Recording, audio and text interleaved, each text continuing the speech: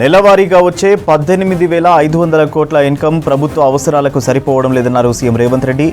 కష్టకాలంలో బాధ్యతలు చేపట్టామన్నారు. ఆర్థిక పరిస్థితుల వల్ల ప్రభుత్వానికి ఆదాయం లేకపోవడంతో కొన్ని సమస్యలను పరిష్కరించలేకపోతున్నామని తెలిపారు.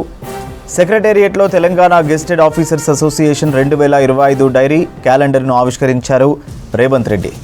సంక్షేమ పథకాలు నిజమైన లబ్ధిదారుడికి చేరేలా ఉద్యోగులు చర్యలు తీసుకోవాలని సూచించారు.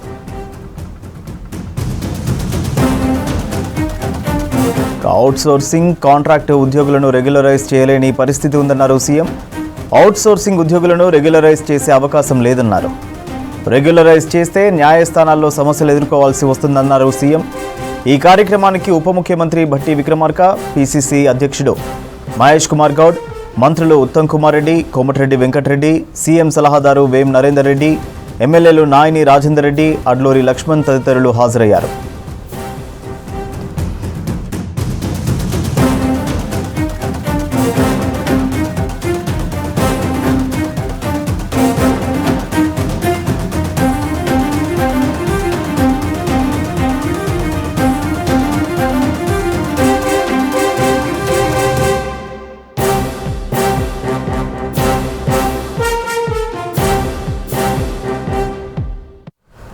రెండు 200 ఏళ్ల క్రితమే పూలే దంపతులు అణగారిన వర్గాల పక్షాన పోరాడారని తెలిపారు మంత్రి సీతక్క. సావిత్రిబాయి పూలే చరిత్రను భవిష్యత్ తరాలకు తెలిపేలా ఆమె జయంతిని ప్రభుత్వం మహిళా ఉపాధ్యాయ దినోత్సవంగా ప్రకటించిందని చెప్పారు. రవీంద్ర భారతిలో పూలే 194వ జయంతి ఉత్సవాల్లో రాజ్యసభ సభ్యుడు లక్ష్మణ్, పిసిసి చీఫ్ మహేష్ కుమార్ గౌడ్తో కలిసి హాజరయ్యారు సీతక్క. మహిళల విద్యా ప్రదాత సావిత్రిబాయి పూలే అని తెలిపారు మహేష్ కుమార్ గౌడ్. పూలే బాటలోనే ప్రభుత్వం కులగణన చేస్తోందని చెప్పారు. బీసీలకు అన్యాయం జరిగితే తానే ముందుంటారని చెప్పారు పిసిసి చీఫ్. లాస్ట్ ఇయర్ కూడా చాలా అద్భుతంగా చాలా పెద్ద ఎత్తున చేసారు. బహుశా నేను లేట్గా రావడంతో ఇక్కడ కొత్త ఇది ఉండొచ్చు. ఆ రోజు చెప్పినప్పుడు నిజంగా ఇది చాలా మంచి కాన్సెప్ట్. మన సావిత్రిబాయి పూలే గారిని ఇప్పటికీ గుర్తుండాలి. వారి గురించి చర్చ జరగాలి స్కూళ్ళల్లో. రేపటి బాలలకు, ఈనాటి బాలలకు, రేపటి భవిష్యత్తుకు మరి గతాన్ని గుర్తు చేయాలి అంటే మేము ఇవాళ ఇక్కడ నిలబడడం అంటే మూలాలు చాలా మంది మర్చిపోతారు. కాబట్టి ఆ మూలాలు గుర్తుండాలంటే స్కూళ్ళలో చర్చలు జరగాల్సిన అవసరం ఉంది. అందుకోసం ఇది మరి మహిళా ఉపాధ్యాయ దినోత్సవంగా జరుపుకోవడం చాలా అర్థవంతమైందని కూడా మేము ఆలోచించి మరి కొంతమంది మహిళలు కానీ, ఇతర సామాజిక ఉద్యమ నేతలు కానీ, మన బీసీ ఉద్యమ సంఘాలు కానీ వివిధ సందర్భాల్లో మరి సీఎం దృష్టికి కానీ మా దృష్టికి కానీ తీసుకురావడం జరిగింది. ప్రత్యేకంగా ఈ మధ్య 1వ తారీఖు నాడు మళ్ళీ వారికి గుర్తు చేయడం జరిగింది. అవునక్క చేద్దామన్నాడు తెల్లారి జీవో ఇచ్చినందుకు ముఖ్యంగా సీఎం రేవంత్ రెడ్డి గారికి ప్రత్యేకంగా ధన్యవాదాలు తెలియజేస్తున్నాం. చాలా మంది ఉద్యమాల గురించి మాట్లాడతారు కానీ ఆ అవగాహన, ఆ గౌరవము, ఆ రెస్పెక్ట్ కూడా ఆ ఉద్యమకారులకు, ఆ త్యాగశీలులకు అలాంటి వారికి ఇవ్వాల్సిన అవసరం ఉంది. కాదు మాకు డెడికేటెడ్ కమిషన్ కావాలని బేసిక్ కూడా ఒక గంటలు నిర్ణయం తీసుకున్నాం. ముఖ్యమంత్రి గారు మేమందరం కూర్చున్నాం, డెడికేటెడ్ కమిషన్ వేసినాం. వెంకటేశ్వర గారిని చైర్మన్ గా. ఎక్కడ కూడా బీసీలకు రావాల్సిన విషయంలో, వాటాల విషయంలో కాంప్రమైజ్ లేదు. మేము బీసీ బిడ్డలు, కాంగ్రెస్ పార్టీ ఉన్నాం, పోరాడుతూనే ఉన్నాం. ముఖ్యమంత్రి గారితో సన్నిహితంగా అవసరం వచ్చినప్పుడు నిలబెడుతూనే ఉన్నాం. కారణం ఏంటి? ఈ రాష్ట్రంలో రాహుల్ గాంధీ గారి యొక్క స్లోగన్ ముందుకు పోవాలి. జిస్కి జితని ఆబాది ఉస్కి ఉతిని బాగేదాలి. ఎంత గొప్ప స్లోగన్ అంటే ఎవరు కాదు, ఏ ధైర్యం చేయగలుగుతారు? ఉత్తర దేశంలో బ్రాహ్మణ ఠాకూర్ని కాదని నిన్నదా మౌలికంగా తీసుకున్నారంటే జ్యోతిబా పూలే తర్వాత మరొక జ్యోతిబా పూలే గారు, రాహుల్ గాంధీ గారు మన కోసం ఎంత ధైర్యంగా తీసుకోగలగాలి. నాంపల్లి గ్రౌండ్లో నుమాయిష్ ఎగ్జిబిషన్ ప్రారంభమైంది. 1.5 రోజులు జరుగుతుందని నిర్వాహకులు తెలిపారు. దేశ విదేశాలకు చెందిన ఉత్పత్తులను నుమాయిష్లో కొనుగోలు చేయవచ్చని సూచించారు సొసైటీ సభ్యులు. ఫైర్ యాక్సిడెంట్స్ జరగకుండా అగ్నిమాపక సిబ్బందిని అందుబాటులో ఉంచామన్నారు.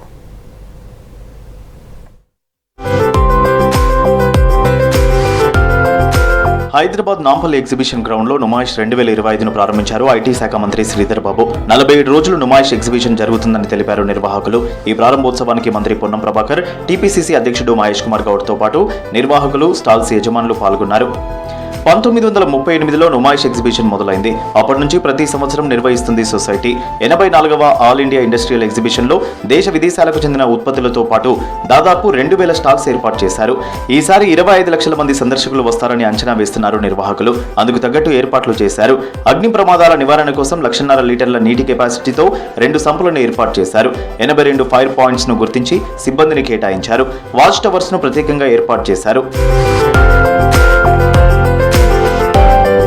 సిగ్నల్ కోసం ప్రత్యేకంగా సెల్ టవర్స్ కూడా ఏర్పాటు చేశారు.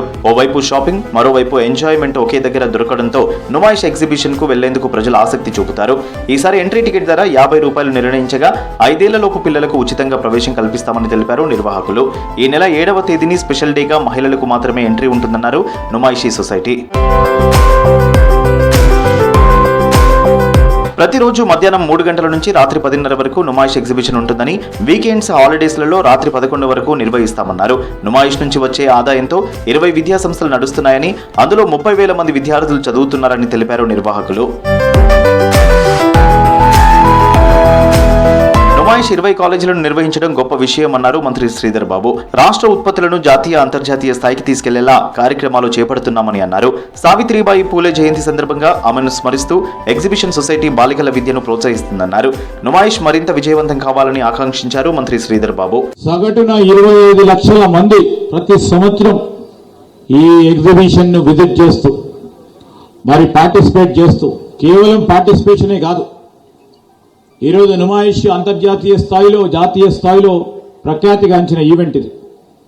దీంట్లో చిన్న పరిశ్రమలకు సంబంధించి, చిన్న ఉత్పత్తిదారులకు సంబంధించి ఒక ప్లాట్ఫామ్ కలిగించడానికి ఒక ప్రత్యేకమైన చొరవతో ఎగ్జిబిషన్ సొసైటీ చేస్తా ఉన్న ప్రయత్నం.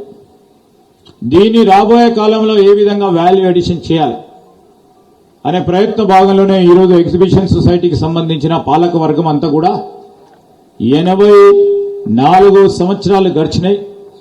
దాంతోపాటు రాబోయే సంవత్సరంలో అంతర్జాతీయ స్థాయిలో, జాతీయ స్థాయిలో మన రాష్ట్రానికి సంబంధించిన ఉత్పత్తిదారులను ఏ విధంగా ముందుకు తీసుకెళ్లే ప్రయత్నం చేయాలి. ఢిల్లీ, జమ్మూ కాశ్మీర్, ఉత్తరప్రదేశ్లలో దొరికే వస్తువులు ఇక్కడ లభిస్తాయన్నారు మంత్రి పొన్నం ప్రభాకర్. కళలకు వేదికగా నుమాయిష్ నిలుస్తుందన్నారు. భవిష్యత్తులో నుమాయిష్ ఎగ్జిబిషన్ కు మరింత భూమిని కేటాయిస్తామన్నారు. జనవరి 1న ప్రారంభం కావాల్సి ఉన్న మాజీ ప్రధాని మన్మోహన్ సింగ్ సంతాప దినాల కారణంగా 2 రోజులు ఆలస్యమైందన్నారు. భవిష్యత్తులో అట్లా కాకుండా నుమాయిష్ ఇండిపెండెంట్ ఆర్గనైజేషన్ అయినప్పటికీ కూడా అధికారంలో ఉన్నటువంటి, ఎప్పుడు ఉండేటువంటి జిహెచ్ఎస్సీ కమిషనర్ ఎవరున్నా, కలెక్టర్ ఎవరున్నా వాళ్ళందరూ సహకారం హెచ్ఎండిఏ కావచ్చు ఇన్వాల్వ్ చేస్తే ఈ యొక్క కేంద్రాన్ని ఇంకా మరింతగా అభివృద్ధి చేసుకునే అవకాశం ఉంటుంది. అది ఇంకో 2 ఎడ్యుకేషన్ ఇన్స్టిట్యూషన్స్ పెరుగుతాయి. ఆ విధంగా మీరు ఇంకెక్కడన్నా ఎవరైనా ప్రతిపాదనలు చేస్తే దాన్ని సానుకూలంగా స్పందించి 20ని, ఇది పాజిటివ్ గవర్నమెంట్ కాబట్టి మీ మాటకు గౌరవిస్తుంది కాబట్టి 20ని వచ్చే మళ్ళీ నిమాయిష్ ప్రారంభం లోపల 30 విద్యాలయాలు ఏర్పాటు చేసుకునే టార్గెట్ ఫిక్స్ చేసుకొని పోవాలని. నుమాయిష్ ఎగ్జిబిషన్ కు నెహ్రూ ఫౌండేషన్ వేస్తే సిల్వర్ జూబ్లీకి ఇందిరాగాంధీ వచ్చారన్నారు టీపీసీసీ అధ్యక్షుడు మహేష్ కుమార్ గౌడ్. ఇప్పుడు రాహుల్ గాంధీని కూడా పిలుద్దామన్నారు. నుమాయిష్ ను ప్రారంభించిన నిజాం గొప్ప విజనర్, రూలర్ అన్నారు. రాష్ట్రంలో విద్యా సంస్థలను విస్తరించాలని నుమాయిష్ సొసైటీని కోరారు Mahesh Kumar Goud. Institutions no profit లో నడుపుతున్నారు కాబట్టి ఇంకా ఇన్స్టిట్యూషన్ పెంచాల్సిన విజ్ఞప్తి చేస్తాం. రాష్ట్ర వ్యాప్తంగా హైదరాబాదే సెంట్రిక్ కాకుండా మారుమూల ప్రాంతాలు ఆదిలాబాద్ కానీ, నిజామాబాద్ కానీ, అటు ములుగు కానీ, కొత్తగూడెం కానీ ఇక్కడ ప్రాంతాల్లో మీరు ఇన్స్టిట్యూషన్స్ పెడితే ప్రభుత్వ పరంగా రావాల్సినటువంటి పర్మిషన్స్ కి దోకాలేదు. ఎందుకంటే శ్రీధర్ బాబు గారు మినిస్టర్ గారు మీకు ప్రెసిడెంట్ గా ఉన్నారు కాబట్టి నిబంధనలకి సడలించి కూడా మీకు అనుమతులు వస్తాయి, దాంట్లో బాధ లేదు. కానీ ఇన్స్టిట్యూషన్ పెట్టండి దయచేసి. రాష్ట్ర వ్యాప్తంగా ఇన్స్టిట్యూషన్స్ పెంచాల్సిన అవసరం ఉంది. నాంపల్లి నుమాయిష్ ఎగ్జిబిషన్ కు వచ్చే వాహనదారులకు ఫ్రీ పార్కింగ్ సౌకర్యం కల్పించనున్నారు. మరోవైపు అర్ధరాత్రి 12 గంటల వరకు మెట్రో రైలు సేవలు నడుస్తాయని అధికారులు తెలిపారు.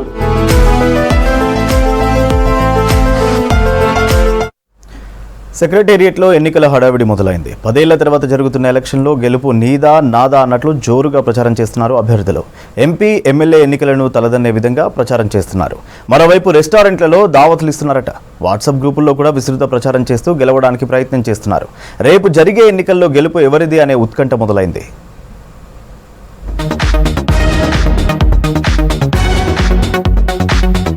తెలంగాణ సెక్రటేరియట్ ఉద్యోగుల సంఘం ఎన్నికలు రేపు జరగనున్నాయి. ఎంపీ, ఎమ్మెల్యే ఎలక్షన్లను తలదన్నే విధంగా ప్రచారం చేస్తున్నారు అభ్యర్థులు. వారికి మద్దతిచ్చే ఉద్యోగులు 6 ఫ్లోర్లను ఒక్క రోజులోనే 10 సార్లు పర్యటించారు. కులాలు, మతాలుగా విడిపోయి ప్రచారం చేస్తున్నారు. 10 ఏళ్ల తర్వాత జరుగుతున్న ఎన్నికలు కావడంతో ఉద్యోగులంతా ప్రతిష్టాత్మకంగా తీసుకున్నారు. మొదటగా సంఘాలుగా పోటీ చేద్దామని అనుకున్నప్పటికీ ఉద్యోగుల్లో సఖ్యత లేకపోవడంతో ఎవరికి వారు వ్యక్తిగతంగా president, vice president general, vice president women, general secretary, additional general secretary లాంటి 11 స్థానాలకు 70 మంది వరకు పోటీలో ఉన్నారు. రేపు ఉదయం 10 గంటల నుంచి సాయంత్రం 3 గంటల వరకు పోలింగ్ జరగనుంది. ప్రతి ఫ్లోర్లో ఏ డిపార్ట్మెంట్ చూసినా, ఏ అధికారి ఛాంబర్ చూసినా పోటీ చేస్తున్న అభ్యర్థులు పాంప్లెట్స్ పంచుతూ ప్రచారాలతో హోరెత్తిస్తున్నారు. ఏ 2 అధికారులు కలిసినా ఎన్నికల అంశాన్ని చర్చించుకుంటున్నారు. తమకు నచ్చిన వ్యక్తి గెలవాలని ప్రతి డిపార్ట్మెంట్కు ఒక్కో ఫ్లోర్కు 10 సార్లు తిరిగారు. వాట్సాప్ గ్రూపుల్లో డిపార్ట్మెంట్ల వారీగా ప్రచారం చేస్తున్నారు.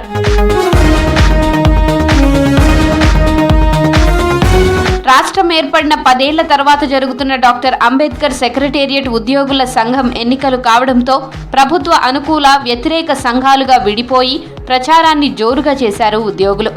ఎన్నికల్లో మొత్తం 1100 మంది ఓటర్లున్నారు. ప్యానెల్తో సంబంధం లేకుండా వ్యక్తిగతంగా బరిలోకి దిగడంతో ఎవరికి వారే అన్నట్లుగా ప్రచారం జరిగింది. విజయం కోసం ఆయా ప్యానెళ్లకు సంబంధించి మేనిఫెస్టోను కూడా అంతర్గతంగా ప్రచారం చేశారు అభ్యర్థులు. ముఖ్యంగా ఈ మధ్య కాలంలో సెక్రటేరియట్లో ఫేస్ రికగ్నిషన్ అటెండెన్స్ మొదలుపెట్టింది రాష్ట్ర ప్రభుత్వం. అయితే మంచి లీడర్ లేకపోవడం వల్లనే అలాంటివి ఇంప్లిమెంట్ జరిగాయని, తమను గెలిపిస్తే ఫేస్ రికగ్నిషన్ అటెండెన్స్ను తొలగించేలా ప్రయత్నం చేస్తామని హామీ ఇస్తున్నారు అభ్యర్థులు. మరోవైపు నగర శివారు ప్రాంతాల్లో రెస్టారెంట్లలో దావతులను సైతం ఇస్తున్నారని ప్రచారం జరుగుతోంది.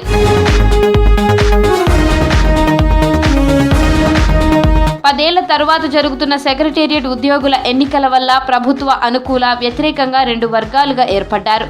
అయితే ఈ విభేదాలు ఎన్నికల వరకే ఉంటాయా, తర్వాత కూడా కొనసాగుతాయా అనేది వేచి చూడాలి.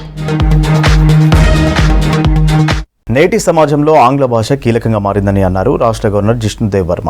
Osmania university arts college English విభాగంలో గిరిజన విద్యార్థుల ఇంగ్లీష్ టీచింగ్ సెంటర్ను గవర్నర్ ప్రారంభించారు.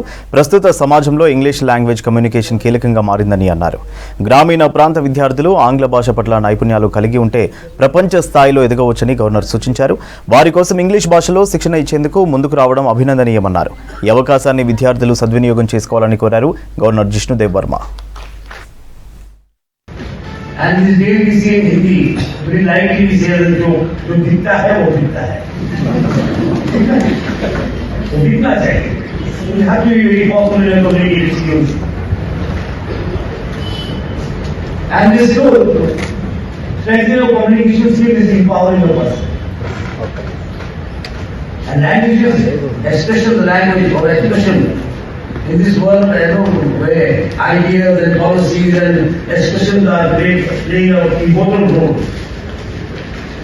In that, how do we get to the last part? This delivery of education is the delivery of empowerment. Today, delivery of education is empowerment. This is not information or learning, get to going to library, taking down notes, and get the grades and exams. That is not the end of education. Today, education empowers. And we must empower the people living in the margins first. People don't have opportunity, that we have to bring this opportunity. As we think of making a Viksit Bharat, a progressive Bharat, we cannot make a progressive Bharat without taking the people who are living in the margins and empowering them.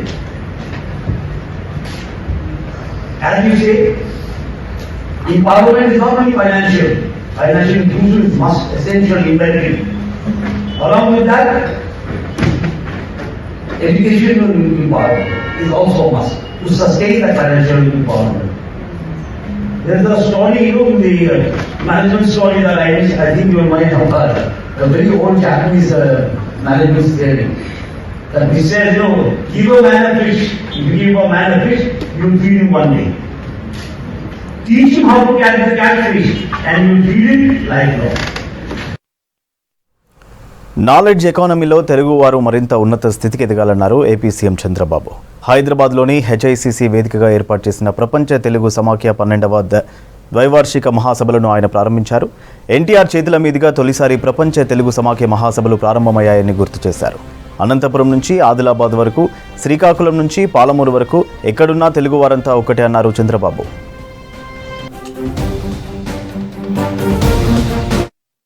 మొత్తం తెలుగువారిని గౌరవాన్ని, తెలుగువారి ప్రతిభను చాటి చెప్పిన అనేక మంది ప్రతినిధులుగా మీరు ఇక్కడికి రావడం చాలా సంతోషం. అనంతపురం నుంచి ఆదిలాబాద్ వరకు, శ్రీకాకుళం నుంచి పాలమూరు వరకు ఎక్కడ ఉన్న తెలుగువారంతా ఒకటే, అదే తెలుగు జాతి అని చెప్పి మరొకసారి గట్టిగా ప్రవర్తిస్తున్నాం. తెలంగాణ, ఆంధ్రప్రదేశ్, ఆస్ట్రేలియా, అమెరికా, ఏ దేశంలో చూసినా నేను మొట్టమొదటిసారిగా 96లో ముఖ్యమంత్రి అయినప్పుడు మీరందరూ పెట్టుబడి పెడుతున్నారు, బాగా చదివిస్తున్నారు, వీళ్ళంతా వేరే దేశానికి వెళ్ళిపోతున్నారు, బ్రెయిన్ డ్రెయిన్ అవుతా ఉంది, దీనికి మీరేం సమాధానం చెప్తారని అడిగేవాడు. నేను ఒకటి చెప్పాను, ఇది ప్రారంభం, బ్రెయిన్ డ్రెయిన్ అవుతుంది, ఆ బ్రెయిన్ డ్రెయినే బ్రెయిన్ గెయిన్గా తయారవుతుందని ఆ రోజు చెప్పాను. అదే ఈరోజు జరుగుతూ ఉంది. ఈరోజు మిమ్మల్ని చూస్తే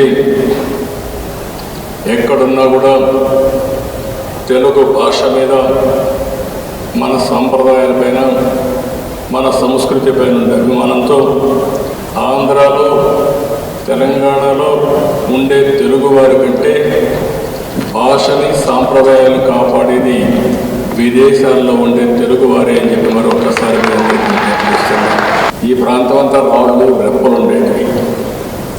ఆ రాళ్ళు రెప్పల్లోనే నేను విజువలైజ్ చేశాను. ఇది ఒక సైబరాబాద్ సిటీగానే తయారవుతుంది, ప్రపంచంలోనే ఒక బ్రహ్మాండమైన మేటైన ఐటీ సిటీగా తయారవుతుందని ఊహించి ఆ రోజే ప్రారంభించాం. ఈరోజు తెలుగు వారికి 2 రాష్ట్రాలు ఉన్నాయి. తెలంగాణ రాష్ట్రాన్ని మీరు చూస్తే ఆ రోజు చేసిన ఫౌండేషన్స్ కానీ, డెవలప్ చేసిన ఎకో సిస్టమ్ చూసిన తర్వాత ఈరోజు దేశంలోనే అత్యధిక పర్ క్యాపిటా ఇన్కమ్ ఉండే రాష్ట్రం తెలంగాణ రాష్ట్రం. ఇది 25 సంవత్సరాల్లో సాధ్యమైందని కూడా నేను మీకు తెలియజేస్తున్నాను. తపస్ నిర్మాణాత్మకంగా, బాధ్యతగా రాష్ట్రంలో పనిచేస్తుందన్నారు కేంద్ర మంత్రి కిషన్ రెడ్డి. చట్టాల రూపకల్పనలో తపస్ భాగస్వామ్యం పెరగాలని అన్నారు. తెలంగాణ ప్రాంత ఉపాధ్యాయ సంఘం తపస్ డైరీని ఆవిష్కరించారు కిషన్ రెడ్డి. బీజేపీ రాష్ట్ర కార్యాలయంలో తపస్ రాష్ట్ర అధ్యక్షులు హనుమంతరావు అధ్యక్షతన జరిగిన కార్యక్రమంలో కేంద్ర మంత్రి కిషన్ రెడ్డి, ఉపాధ్యాయ ఎమ్మెల్సీ ఏవిఎన్ రెడ్డి డైరీని ఆవిష్కరించారు. సమస్యలు కావచ్చు, నిరుద్యోగుల సమస్యలు కావచ్చు, పట్టభద్రుల ఉద్యోగుల సమస్యలు కావచ్చు, కౌన్సిల్ యొక్క ఉనికికే ప్రమాదకరంగా ఉండే విధంగా తయారైనటువంటి పరిస్థితి ఉన్నాయి. ఈరోజు ఇంతకు దేవిరెడ్డి రెడ్డి గారు చెప్పారు, 1/4 లాగా వాళ్ళు ఈరోజు ఉపాధ్యాయుల తరఫున పనిచేస్తా ఉన్నారు.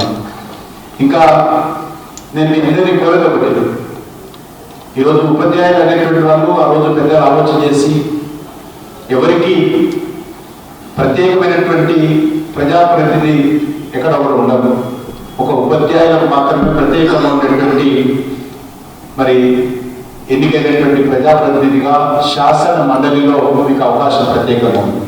ఉపాధ్యాయులు సంతోషంగా ఉంటేనే సమాజం సంతోషంగా ఉంటుంది. ఉపాధ్యాయులు సమస్యలు ఉంటే సమాజం సంతోషంగా ఉండదు. ఉపాధ్యాయులు మరి సంతోషంగా ఉంటేనే భావి భారత దేశం అద్భుతంగా నిర్మాణం జరుగుతుంది అనేటువంటి ఆలోచనతోటి ఉపాధ్యాయులకు ప్రత్యేకంగా కౌన్సిల్లో ప్రత్యేకమైనటువంటి కాన్స్టిట్యున్సీలుగా మీ ఓటర్ల ద్వారా శాసన మండలికి ఎన్నిక అయ్యే విధంగా చట్టంలో రూపకల్పన చేయడం జరిగింది. ప్రస్తుత ప్రభుత్వం చాలా గొప్పదైనటువంటి విద్యకు, వైద్యకు అత్యధిక ప్రాధాన్యత ఇస్తున్నటువంటి ఈ ప్రస్తుత ప్రభుత్వం కూడా they have enhanced the budget percentage of the state budget 6.17%. దానికి మనకు ఉన్నటువంటి 2,94,000 కోట్ల బడ్జెట్లో ఈ 7.5% ఎంత వస్తుందంటే 21,000 crores వస్తుంది, which includes all categories of education, primary నుంచి యూనివర్సిటీ వరకు, మెడికల్, టెక్నికల్. కేంద్ర రాష్ట్ర ప్రభుత్వాలు కలిసి పనిచేస్తేనే నిజమైన అభివృద్ధి జరుగుతుందన్నారు చెవెళ్ల ఎంపీ కొండా విశ్వేశ్వరరెడ్డి. వికారాబాద్ జిల్లా నస్కల్ గ్రామంలోని కస్తూర్బా విద్యాలయంలో అదనపు గదుల నిర్మాణానికి ఎంపీ శంకుస్థాపన చేశారు. 81 లక్షల పీఎం శ్రీ నిధులతో నిర్మిస్తున్నామన్నారు. గత ప్రభుత్వం వల్ల అనేక కేంద్ర ప్రభుత్వ నిధులు వృధా అయ్యాయని చెప్పారు. తెలంగాణ ఆర్థిక పరిస్థితి తెలుసుకుని ప్రధాని మోదీ ఇతర రాష్ట్రాల కంటే ఎక్కువ నిధులు మనకే ఇస్తున్నారని గుర్తు చేశారు. గ్రామాలు, మున్సిపాలిటీల్లో కేంద్ర నిధుల వినియోగంలో ఉన్నాయని తెలిపారు ఎంపీ కొండా విశ్వేశ్వరరెడ్డి.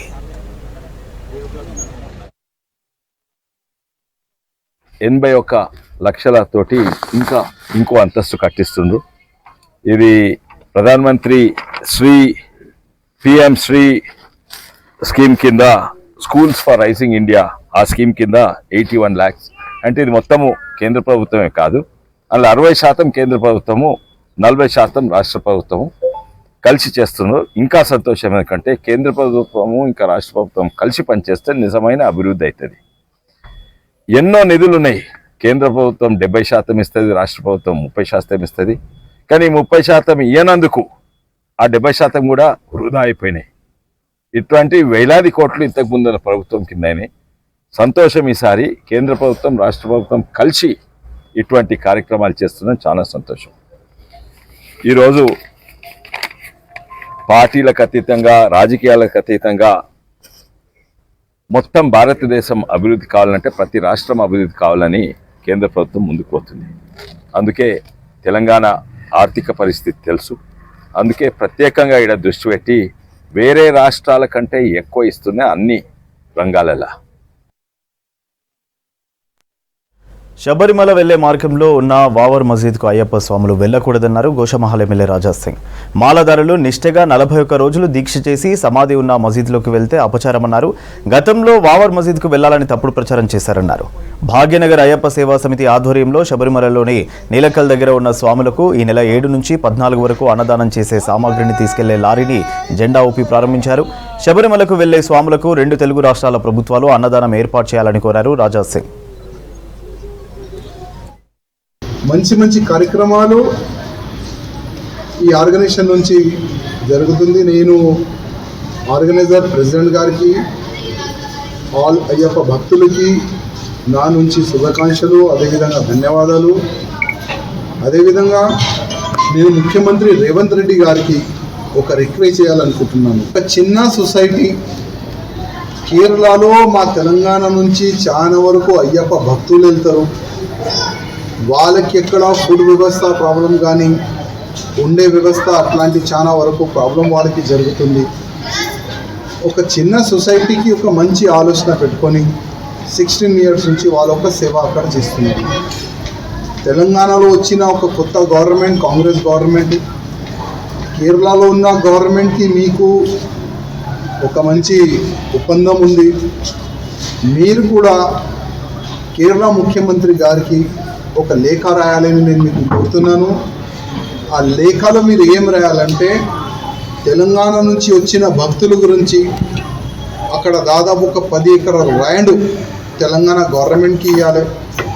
ఆ 10 ఎకరాల ల్యాండ్లో ఉండే వ్యవస్థ గురించి కొన్ని రూమ్లు కట్టాలి తెలంగాణ గవర్నమెంటు. అదేవిధంగా తెలంగాణ నుంచి వచ్చిన భక్తులకి, అయ్యప్ప భక్తులకి అక్కడ భోజన వ్యవస్థ కూడా చేయాలి.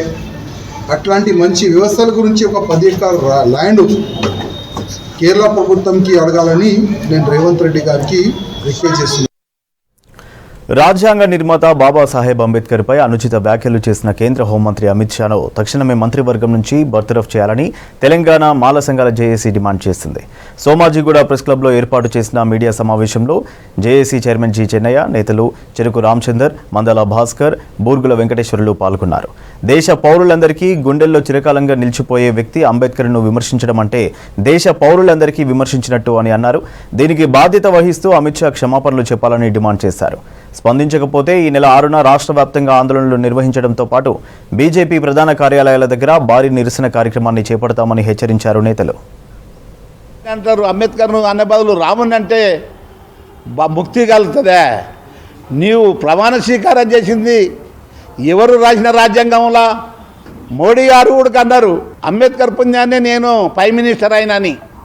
అదన్నా గుర్తించుకోవాలి. మా దళితులవి ఎస్సీ బీసీ మైనార్టీల మనోభావాలు దెబ్బతీసినకే నీవు మాట్లాడుకోమంటే నీ మంత్రి పదవికి వెళ్ళి మేము బైకాట్ చేస్తున్నాం, లేకపోతే పెద్ద ఎత్తున ధర్నాలు చేస్తాం, నువ్వు వెనక్కి తీసుకోవాలి. ఈ మాట వెనక్కి తీసుకొని క్షమాపణ చెప్పిన దగ్గర మేము ఉద్యమాలు చేస్తామని కూడా మేము మాట్లాడుతున్నాం. అందు గురించనే అన్ని జిల్లాలలో అన్ని మండలాలలో ఎక్కడ బీజేపీ ఆఫీస్ ఉంటే అక్కడ ముట్టడి చేయాలి. మేము అవసరమైతే ఇంకా కూడా సెలవు ఢిల్లీలో కూడా చేస్తామని కూడా మనం చేస్తున్నాం.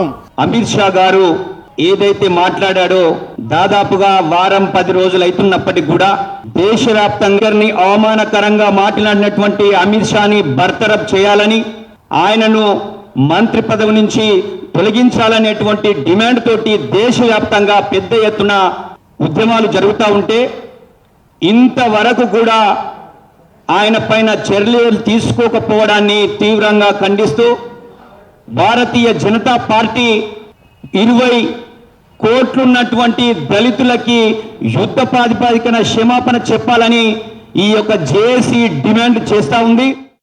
సికింద్రాబాద్ బోయిగూడలోని రైల్ కళారంగంలో రైల్వే ఉద్యోగులకు అవార్డులు అందజేశారు.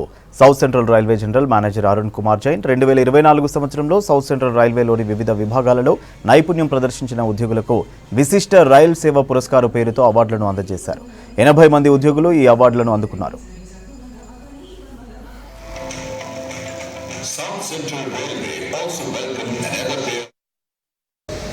During the last year, that is 23-24, in various segments, and has recorded best ever performance in many parameters. For the last 2 consecutive years, we have been touching the heights every year in many parameters, and I am hopeful and I am sure that this year also we will touch new heights. And it is all because of not the work of single person or 2 person, it is because of the teamwork, team spirit, teamwork of the entire South Indian Railway. We are bogged down by so many things and then we forget the basic purpose. The basic purpose of this organization is to provide safe, comfortable and affordable transportation. We all are here because of this organization. We should not forget that we are all here because of the organization. Organization is not because of us. We are because of the organization. So if we want our well-being, then we have to look after the well-being of the organization. USA cricket board chairman Venukumar రెడ్డిని ఘనంగా సన్మానించారు. Sports authority chairman Sivasena Reddy. TDCA calendar ఆవిష్కరణ కార్యక్రమానికి Venukumar chief గెస్ట్గా హాజరయ్యారు. రాష్ట్రంలో cricket అభివృద్ధికి టీడీసీఏ అవసరమన్నారు శివసేనారెడ్డి. ఈ కార్యక్రమంలో తెలంగాణ క్రికెట్ అసోసియేషన్ సభ్యులు హాజరయ్యారు. ఎన్నో అప్లికేషన్స్ వచ్చినా ఎంతమంది మా ఆవేదన వారి దగ్గర చెప్పినప్పుడు ముఖ్యమంత్రి గారి దృష్టికి తీసుకెళ్ళినాం. అన్న పరిస్థితి ఇట్లుంది, ఖచ్చితంగా మనం సీఎం కప్ ఏర్పాటు చేసి దాని ద్వారా వచ్చినటువంటి గ్రామ స్థాయిలో ఉండేటువంటి ఎంతో మంది టాలెంటెడ్ పీపుల్స్ గుడ్ క్రీమ్ ఎక్కడైతే ఉందో ఆ క్రీమ్ మనం వాడుకోవాల్సిన అవసరం ఉంది.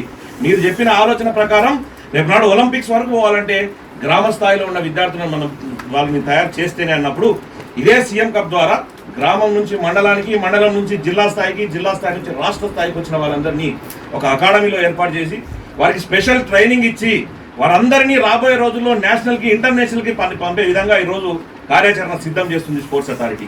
దాని తర్వాత ఏషియన్ ఒలింపిక్స్ గేమ్స్ వరకు వాళ్ళని వెళ్లే విధంగా ఆ పూర్తి బాధ్యత స్పోర్ట్స్ అథారిటీ భరించే విధంగా ఈరోజు ముందుకు తీసుకుంటుంది. ప్రపంచంలో చూస్తూ ఉంటే 108 కంట్రీస్ లో మరి క్రికెట్ ముందుకు పోతా ఉంది. ఇండియాలో కూడా 37 స్టేట్స్ లో బీసీసీ అఫిలియేషన్ ఇచ్చింది.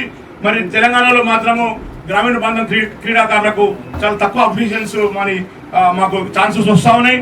హైదరాబాద్ క్రికెట్ అసోసియేషన్ కింద ఉన్న సెక్రటరీలు కూడా వాళ్ళు ధర్నా చేసి 100 ప్రాబుల్స్ ఎస్సీ అండర్-19 లో పెడితే జిల్లాలో ఒక ప్రాబుల్ పెట్టలేని సెక్రటరీలే ధర్నా చేసిన పరిస్థితి ఉంది సార్. మరి ఈ పరిస్థితుల్లో మేము ఏం చేయాలి? మా తెలంగాణ క్రికెటర్స్ కు ఎట్లా అవకాశాలు రావాలని చెప్పని మేము పోరాడుతూ ఉన్నాం, ముందుకు పోతా ఉన్నాము.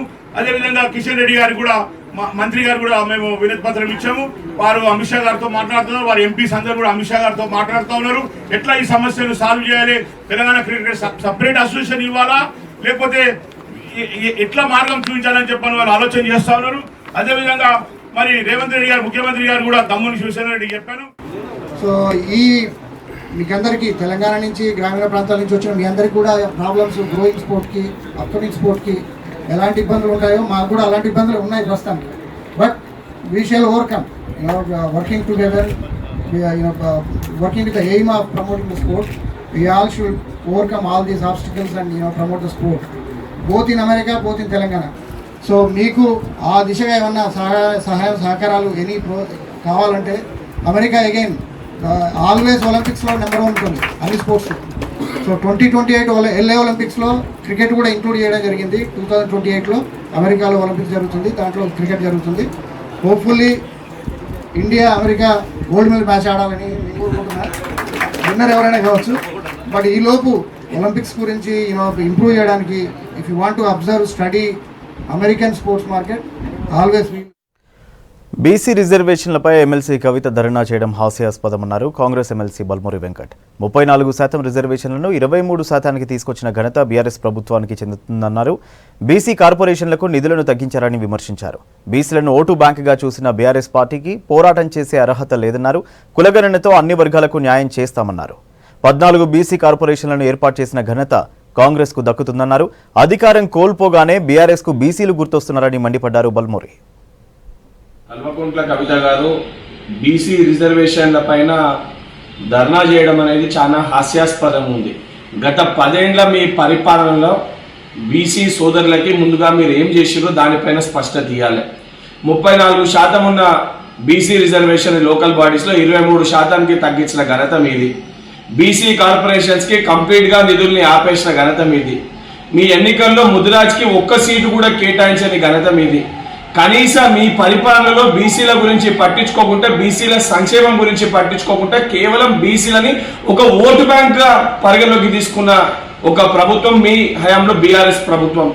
ఈరోజు కాంగ్రెస్ ప్రభుత్వము బీసీల కోసము కులగణన చేపట్టి ఏదైతే జిస్కి ఉత్ని భాగ్యదారి ఉత్ని హిస్సదారి అని రాహుల్ గాంధీ గారు తీసుకున్న ఒక నినాదానికి తెలంగాణనే ముందుకొచ్చి కులగణని ప్రవేశపెట్టింది కాంగ్రెస్ ప్రభుత్వం. ఏదైతే ఎన్నికల్లో అన్ని బీసీ కులాలకి సంబంధించి సీట్లు కేటాయించడం జరిగింది. 14 కొత్త బీసీ కార్పొరేషన్లను ఏర్పాటు చేయడం జరిగింది. ఇది కాంగ్రెస్ పార్టీ చిత్తశుద్ధి బీసీల పట్ల. ఈరోజు కల్వకుంట్ల కవిత గారు ముందు అరెస్ట్ అనగానే మహిళా రిజర్వేషన్ అని చెప్పి ఎత్తుకోరు. దానికంటే ముందు జ్యోతిరావు పులే గారి జయంతి దానిపైన ఏదైతే కార్యక్రమాలు చేపట్టారు. అంటే అధికారాన్ని కోల్పోగానే మీకు ఈరోజు ఇవన్నీ గుర్తుకొస్తున్నాయా? ఏదైతే ధర్నా చౌక్ని గత ప్రభుత్వంలో ధర్నాలు చేయకూడదని చెప్పి ఎత్తేసిన ధర్నా చౌక్లో ఈరోజు ధర్నా చేసే ఒక అర్హత మీకుందా లేదా ముందు పునరాలోచించుకోవాలి కవిత గారు. బీసీలని కేవలం ఓటు బ్యాంకు కోసం వాడుకొని బీసీలని మోసం చేసిన ప్రభుత్వము పార్టీ బీఆర్ఎస్ పార్టీ. బీసీల కోసం 100% చిత్తశుద్ధి ఉంది. 100% బీసీలకు రిజర్వేషన్ కల్పించాలి, వారికి ఎంతైతే ప్రాధాన్యత కల్పించాలని ఒక చిత్తశుద్ధితోటి వ్యవహరించే ప్రభుత్వం కాంగ్రెస్ ప్రభుత్వం, కాంగ్రెస్ పార్టీ. ఇప్పటికన్నా ఈ యొక్క దొంగ నాటకాలు, ఈ యొక్క దొంగ మాటలు మానేయాలని చెప్పి కల్వకుంట్ల